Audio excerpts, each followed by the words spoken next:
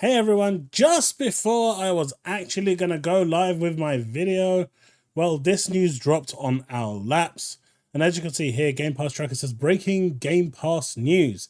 It appears that Xbox is moving away from the Xbox Game Pass name. And if you continue watching the video, you're going to see why I'm saying, I've actually gone into reasons why this was happening and why this is expected. Now called Microsoft Game Pass, according to this ad from GameStop's official X account, as seen below. A potential sign that Game Pass is coming to more platforms in the near future. Microsoft is taking over Game Pass from the looks of it, allowing other platforms to feel more comfortable with utilizing the service, white label or otherwise. Because as long as it's called Xbox Game Pass, I guess there's this stigma about it going there, but if it becomes Microsoft Game Pass, then it can actually go onto more platforms because Microsoft is a more universal name. And as you can see here, they say, come play new Xbox games on Xbox Series SX and explore the benefits of Game Pass. They've got a day planned out for it. Join us on the 10th of February for Xbox Demo Day. Come play, explore the benefits of Microsoft Game Pass. You've got the fat Xbox logo there, the Microsoft logo. You've got the different Series X's. No sign of the hybrid console or any other new console, but this is that once more confirmation that Game Pass itself is evolving. Anyway, now onto the actual showing that I did record, and it kind of goes into more explanation as to where this is going, how it's going, and what changes we can expect.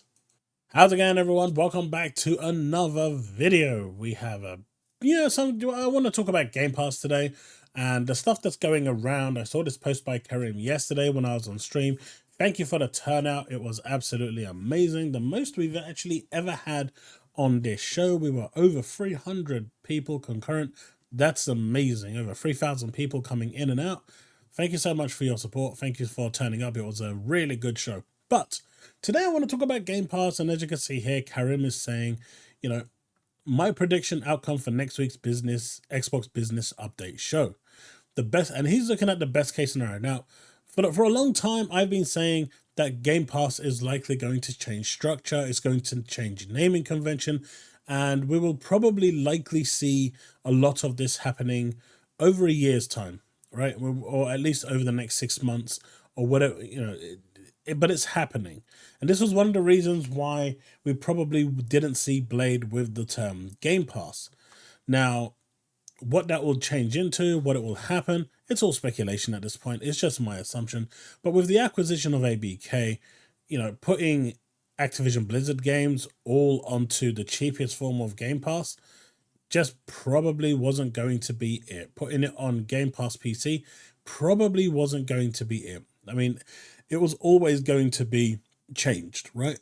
I assumed personally it would be Game Pass Ultimate and ABK. So it'd be a higher tier for those people that wanted the ABK games as well. That makes perfect sense to me because, just putting those games day and day onto Game Pass is a massive loss in revenue. And at the end of the day, we've all seen Call of Duty is just one of those games, no matter what platform it's on, it is going to sell. So anyway, Karim says best case scenario. Game Pass tiers will change. This is what I've been saying for a long time. Game Pass Ultimate will now be the only tier for day one games from Microsoft's first party. Now that is possible, right?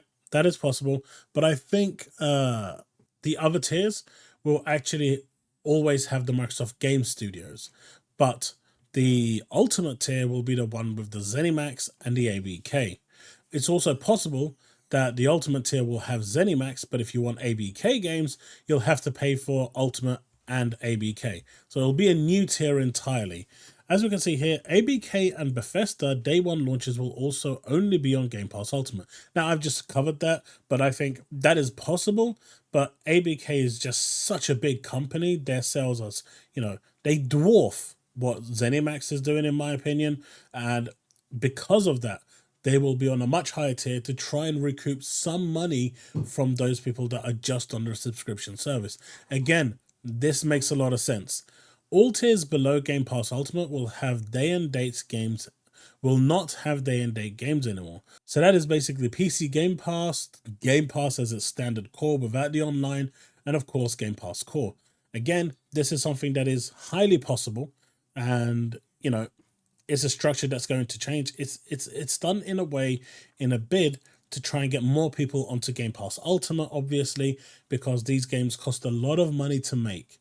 If you average them at around 200 million, you're looking about 7-8 billion between just the studios that Microsoft now owns in order to make these games. So it's a lot of money. Now, he says we'll most likely have to wait 6 months, with even lower tiers not seeing these games unless they upgrade. So what he means here is the Game Pass core will likely never see these games. And that kind of makes sense because they've got their 25 games, which occasionally rotate from what I understand, but they're not really getting the Game Pass experience. It's just a core experience where you get a selection number of games, occasionally reshuffling, and that's it. Now, the Game Pass experience is the one that will likely see these games, but it could come at a delayed rate. In 6 months, those titles will come to Game Pass while also going to other consoles, PlayStation, Nintendo. This is weird why he says Dreamcast, but I'm just going to ignore that one unless Sega's doing something that I don't know about. Now, I don't think this is the case. I think this is not the case at all. I think he is still listening to the rumors, and I'm going to completely disagree with this. Now, with the ABK games going to multi-platform, I can believe that. Now, with the ABK games, I think they're going to go day and date to multiplayer anyway, like Call of Duty, Overwatch, Diablo, World of Warcraft. It all makes sense, right? Those are gas service games. To me, with the ABK side of things, that makes sense. We're also seeing games like Elder Scrolls, Fallout 76, Minecraft. Those games also, Minecraft Legends, Minecraft Dungeons. Any updates to those will also go day and date. They're pre-existing services, so they're going to go day and date as well. However, if there's a new title released by ABK, that's a guess. It may go day and date as well. First, single player games may be delayed. That's a maybe. But because of the nature of the beast with ABK, it's weird. That one I can't really pin down. But with ZeniMax, I just don't see that falling under the same category, the same umbrella as ABK. They're just a much smaller company. I mean, ZeniMax cost what, 6 billion, 7 billion compared to that almost 80 billion. Well, it was actually 83 billion that it actually cost them overall for ABK. So, the difference in magnitude is quite big. For ZeniMax, where they can absorb that and actually merge ZeniMax into Microsoft Game Studios and make everything Microsoft Game Studios, they could possibly do that. But with, ABK, they can't do that. So this one I think is a little sketchy, and I think this is actually going to not be the way he's actually saying it.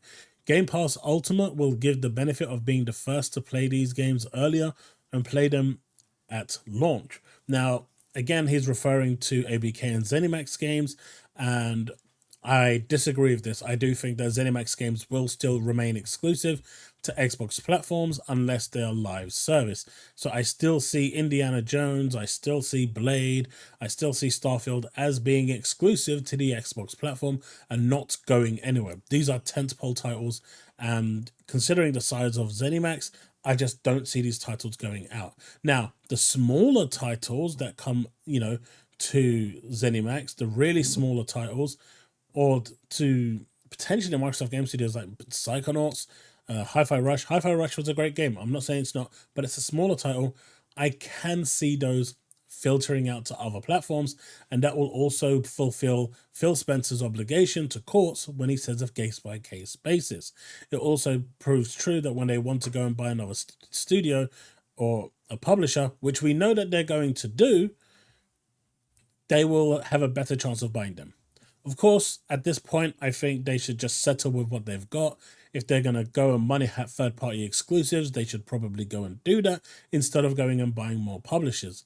But if they want to go and buy a publisher, I think from this point going forward, they will probably get the ABK treatment, if that is going to be the way it is, where the games will be multi-plat, but they will be day and date on Game Pass. Call of Duty and ABK games, Diablo, WoW will only be on Game Pass Ultimate. That I can believe, or Game Pass Ultimate plus ABK. So it's going to be like a new tier. When I say GPU plus ABK, that is a new tier that could be introduced. So currently the highest tier I think is $17.99. This could be $19.99 or $20.99, something like that. Older ABK family-friendly games, Crash, Spyro, etc. will be on the lower, maybe older Call of Duty 2. So the older games I actually see being across the board. You know, the older Call of Duty games that pretty much, you know, they're not in high demand. No one's really looking for them. No one is going out of their way to buy them. Those will be, you know, filtered through as the monthly drops for ABK games that they're looking to do for Game Pass in order to keep the subscription happy, right? Because the more games that they drop onto the subscription, you know, on a monthly basis, the more people are going to stay engaged and stay subscribed. So the older games make sense. And the Crash games and the Spyro games, they also kind of make sense. They're not system sellers. They're not really Game Pass sellers, but they're nice fillers there that keep the consumer happy. Xbox Game Studios will be on all Game Pass tiers. I kind of expect that because that's the core crux of Microsoft. That is their central studio. This also means that if Microsoft decides to go and buy a studio, let's say Atlas, as a company, you know, as a studio, that studio would be absorbed into Microsoft Game Studios. It wouldn't be its own entity like ABK or ZeniMax because it's just a studio. So Atlas would be absorbed to Microsoft Game Studios, and all those games that are from Atlas would also be within the Microsoft Game Studios. So that is the sort of thing that's going to be here. Rare, Obsidian, etc. with, again, only Game Pass Ultimate experiencing day one goodness. Wait, that doesn't make any sense what he's saying here. Xbox Game Studios will be on all Game Pass tiers with, again, only Game Pass Ultimate experience. So he's saying that they're going to be on all of them. I think Xbox Game Studios is going to be flat out on all of them. Just flat out available day one. Because that would kind of go against the messaging of what they gave out of Xbox first-party games will be. And, you know, they can easily swing that to Xbox Game Studios first-party day and date on all of them. So I think he's a bit wrong. I think he's making a bad judgment call there. Xbox will continue making consoles for maybe another 4 years, ending with a hybrid cloud digital console. That is... Nah, I don't see that. I still think there's at least another 2 generations of gaming consoles before Microsoft decide that they're going to move to the cloud. Right now, it's way too early to even contemplate a cloud console. Stadia tried it, failed. Others are trying it and they're failing.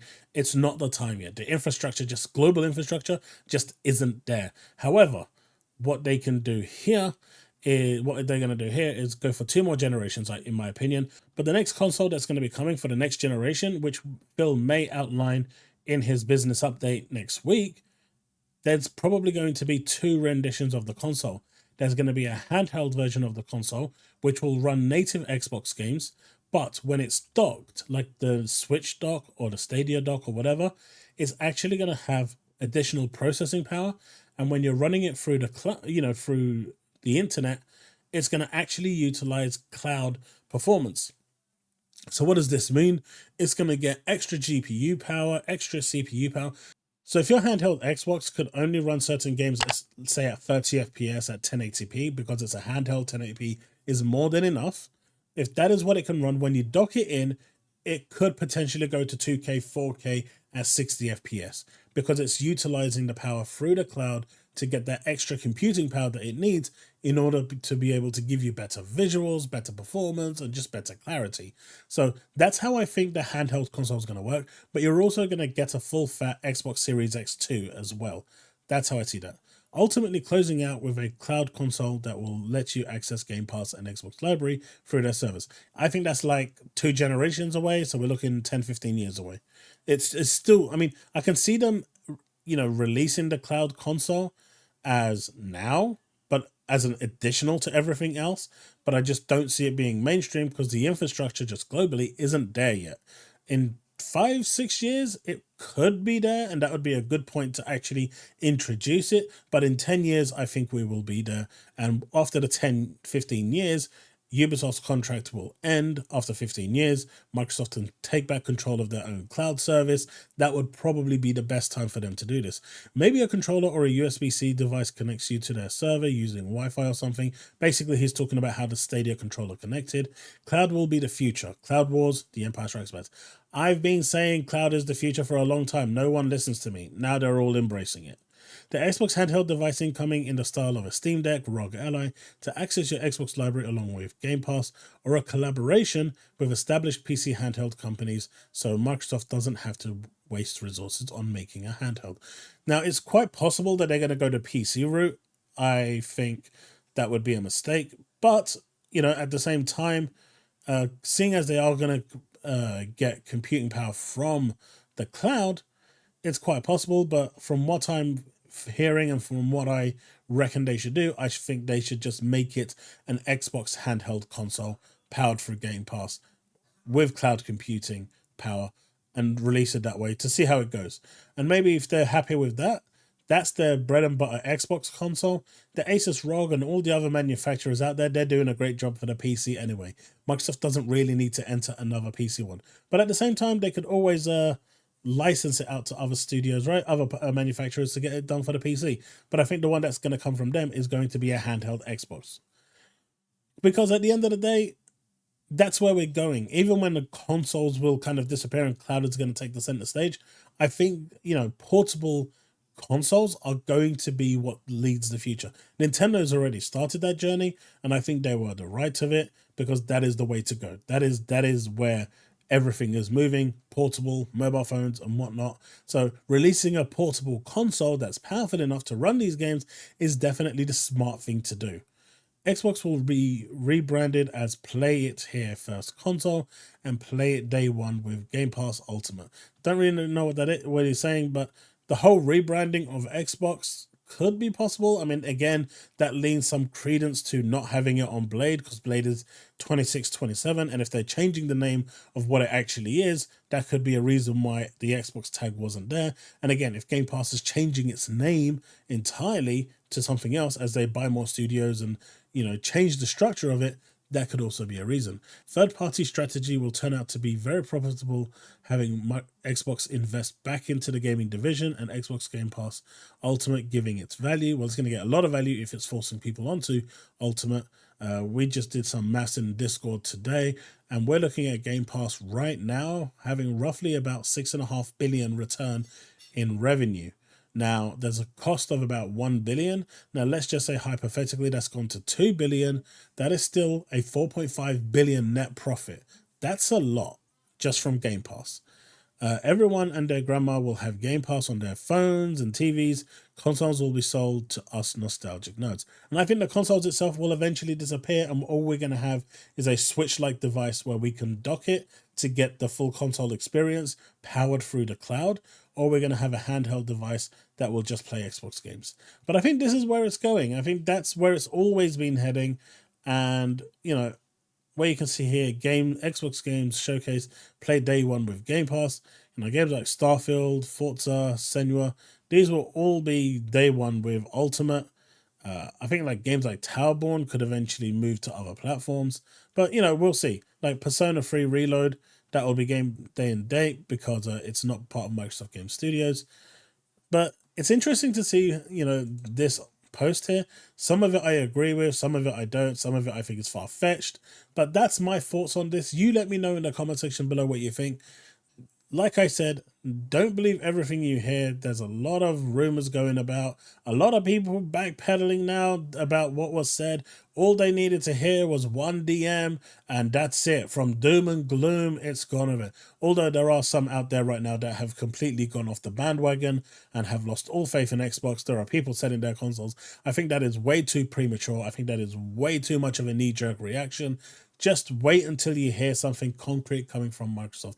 But in terms of Game Pass, the restructure was always going to happen. After ABK, it didn't make sense for them to keep the same structure because having just Game Pass on its own and paying $10, it kind of just... It was never going to work, right? ABK is just too big of a company that, with big games like Diablo and Call of Duty that just sell millions, and giving that away entirely for free on Game Pass, well, that was never going to be it. Now, if it's only locked to Game Pass Ultimate, I can see that because now Microsoft is telling people, you need to spend an extra, $6-7 in order to get it, or potentially more if they add an extra tier. But that's my thoughts. Let me know what you think in the comment section below. Let's have that discussion, and I will see you in the next one. As always, remain legend.